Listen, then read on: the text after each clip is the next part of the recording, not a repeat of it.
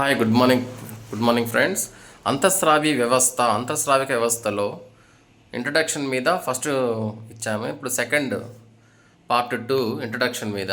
So హార్మోన్లు, అంతఃస్రావి వ్యవస్థ అంటేనే హార్మోన్లు. సో హార్మోన్ల యొక్క విధులు మన దేహాన్ని సమతా స్థితిలో, హోమియోస్టాసిస్లో ఉంచాలంటే హార్మోన్లు అనేది విడుదల కావాలి. సో ఈ హార్మోన్లు వచ్చి ధార్మిక విధుల సమన్వయం కల్పిస్తుంది. అంటే అన్ని కణాల్లోకి నాడులు ప్రవేశించవు కాబట్టి కణం యొక్క ధార్మిక విధులను ఈ హార్మోన్లు నియంత్రించి సమన్వయపరుస్తుంది. అందువల్లనే దీన్ని సమాకాలన వ్యవస్థ అంటారు. సమాకాలన వ్యవస్థ అంటే ఒక వ్యవస్థ చేయలేని పనులను మరొక వ్యవస్థ చేయడాన్ని మనం సమాకాలన వ్యవస్థ అని చెప్పవచ్చు. సో ప్రత్యేకంగా ఉంటుంది ఇక్కడ. అంటే అన్ని కణాల్లో నాడులు ప్రవేశించవు కాబట్టి వాటి యొక్క కణధార్మిక విధుల్ని ఈ హార్మోన్లు అనేది నిర్వర్తిస్తాయి. సో అందుకు వలన హార్మోన్లను ప్రత్యేక సమాకలన వ్యవస్థగా మనం చెప్పవచ్చు. ఎగ్జామ్లో అడగచ్చు, ప్రత్యేక సమాకలన వ్యవస్థ కానిదేది, అయినదేది అంటే మనం గుర్తుపెట్టుకోవాలి, అంతఃస్రావిక వ్యవస్థ అనేది కూడా ప్రత్యేక సమాకలన వ్యవస్థ. ఓకే, నెక్స్ట్ ధార్మిక విధులను నిర్వర్తిస్తుంది.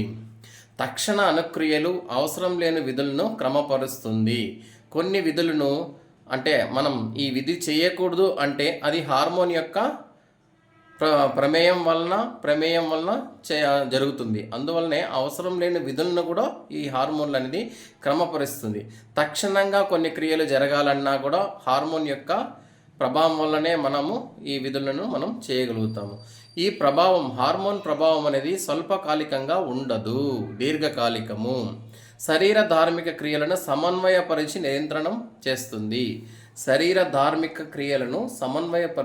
నియంత్రణం చేస్తుంది. ఓకే, ఇది హార్మోనులు అంతఃస్రావిక వ్యవస్థ ఇంట్రడక్షన్ మనము 2 పార్ట్స్గా ఇచ్చాం, ఫస్ట్ అండ్ సెకండ్. ఈ సెకండ్ పార్ట్లో క్వశ్చన్ ఏ విధంగా ఫామ్ చేస్తారంటే, క్రింది వానిలో హార్మోన్ల యొక్క విధి కానిది అని అడగవచ్చు. లేదంటే క్రింది వానిలో హార్మోన్ల విధులను గుర్తించండి అనవచ్చు. సో ఇక్కడ ఏమిటి నెగిటివ్గా వాడు ఎలా తీసుకుంటాడంటే హార్మోన్ల ప్రభావం స్వల్పకాలికం అని పెట్టేస్తాడు. సో స్వల్పకాలికం అంటే మనం ఆలోచిస్తుంటాం, ఏదైనా పని చేయాలంటే హార్మోన్ రిలీజ్ అవ్వాలి కాబట్టి ఇది స్వల్పము అనే ఆప్షన్ పెట్టేసి రావచ్చు. సో అలా కాకుండా హార్మోన్ల యొక్క ప్రభావం దీర్ఘకాలికం అనేది గుర్తుపెట్టుకోవాలి. అండ్ ఇంకో పాయింట్ ఏమంటే ప్రత్యేక సమాకాలన వ్యవస్థ. ఇది కొంచెం కొత్తగా అనిపిస్తుంది. ప్రత్యేక సమాకాలన వ్యవస్థను గుర్తుపెట్టుకోండి. అంటే ప్రతి నర్వస్ సిస్టమ్ అనేది హ్యూమన్ బాడీ మొత్తం ఉంటుంది. అన్ని కణాల్లోకి ప్రవేశించవు. అన్ని కణాలకు, చాలా చిన్న కణాల్లోకి నాడులు కొన్ని ప్రవేశించలేనప్పుడు అక్కడ యొక్క కణధార్మిక విధులను నిర్వర్తించడానికి ఒక ప్రత్యేక వ్యవస్థ అనేది మన శరీరంలో అభివృద్ధి జరిగి ఉంది. సో ఆ వ్యవస్థనే మనము అంతఃస్రావిక వ్యవస్థ లేదా సమాకాలన వ్యవస్థ అని మనం చెప్పవచ్చు. ఓకేనా, ఈ 2 పాయింట్లు మెయిన్ గుర్తుపెట్టుకోవాలి. దీని యొక్క ప్రభావం దీర్ఘకాలికము, సమాకాలన వ్యవస్థ అండ్ హోమియోస్టాసిస్, దేహాన్ని సమతాస్థితిలో ఉంచుతుంది. శరీర ధార్మిక క్రియలను సమన్వయం పరిచి నిర్వర్తిస్తుంది. ఓకేనా, నెక్స్ట్ ఎండోక్రైన్ అనే పదము గ్రీకు పదము. ఓకేనా, ఎండోక్రైన్ అనే పదము గ్రీకు పదం.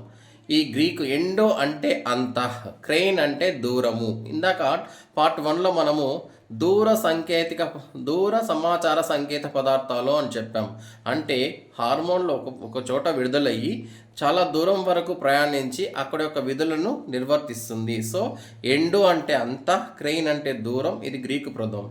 సో ఈ ఎండోక్రైన్ అనే పదాన్ని మొట్టమొదటిసారిగా మనకు హార్మోన్ ఎండోక్రైన్ దీని యొక్క నిర్వచనం తీసుకున్నామంటే ఎండోక్రైన్ సిస్టమ్ యొక్క నిర్వచనము. సో వర్తమాన శాస్త్రీయ నిర్వచనం ఏమిటంటే హార్మోనులు కణ అంతరవాహకాలు. గుర్తుపెట్టుకోండి, కణ అంతరవాహకాలు. కణంలో అంతరంగా ఉండి వాహకాలుగా ఉంటుంది. ఏది ద్రవాల ప్రసరణను రవాణా చేస్తుంది. మనం పార్ట్ 1లో చెప్పుకున్నాం. నిర్దిష్ట లక్ష్య అంగాలకు ప్రయాణించి అక్కడున్న ప్రసరణ ద్రవాలను రవాణా చేస్తుంది. సో ఇది ఇంపార్టెంట్. సో ఇది దానికి నిర్వచనం, ఆ లైన్ యొక్క ఎక్స్ప్లెనేషన్. హార్మోనులు కణంలో అంతర్వాహకాలుగా ఉంటాయి మరియు అతి స్వల్ప పరిమాణంలో పరిణామంలో ఉత్పత్తి అవుతాయి. అక్కడ పరిమాణం ఉంది, అతి స్వల్ప పరిమాణం కరెక్ట్గానే ఉంది.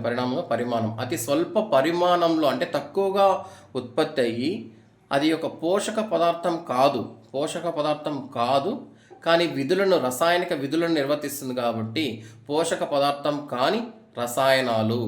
ఓకే, హార్మోన్లు అంటే కణాంతర వాహకాలు మరియు అతి స్వల్ప పరిమాణంలో ఉత్పత్తి అయ్యి పోషక పదార్థం కాని రసాయనాలు. సో హార్మోన్ అనే పదాన్ని స్టార్లింగ్ అనే శాస్త్రవేత్త మొట్టమొదటిగా ఆ పదాన్ని ప్రవేశపెట్టాడు. హార్మోన్ అంటే దాని యొక్క అర్థము ఉత్తేజపరచడం. ఆయన కనుగొన్న మొట్టమొదటి హార్మోన్ ఏదంటే సెక్రిటిన్. Okay, thank you. ఇది పార్ట్ 2. ఓకేనా, హార్మోన్ల పరిచయంలో హార్మోన్ కానీ అంతఃస్రావిక వ్యవస్థ యొక్క పరిచయం ఉన్న 2 పార్ట్స్. ఈ 2 పార్ట్స్లో కూడా ఖచ్చితంగా బిట్స్ వాటిని ఈజీగా ఫామ్ చేయొచ్చు. ఓకేనా, బాగా గుర్తుపెట్టుకోండి. Thank you.